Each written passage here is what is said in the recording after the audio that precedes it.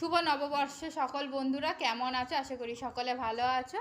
আমি এই দেখো একদম কচি আম আমাদের বাড়ি গাছের, তোমার এই আমের আমি শরবত বানাবো। এর জন্য এই যে প্রথমে সেদ্ধ করে নিয়েছি একদম, আর এর সাথে মিশিয়ে দেবো আমি পুদিনা পাতা, আর সামান্য পরিমাণে গুড় দেবো। তোমরা তো অনেকে চিনি দিয়ে খাও, আমরা কিন্তু চিনি দিয়ে করি না, আমি গুড় দিয়ে করব।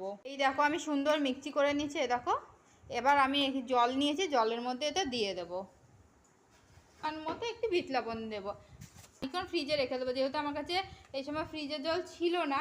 তোমরা চাইলে তো ফ্রিজের জল দিয়ে করতেই পারো প্রথমে, আর না থাকলে এটা তোমরা খানিকক্ষণ ফ্রিজে রেখে দিতে পারো।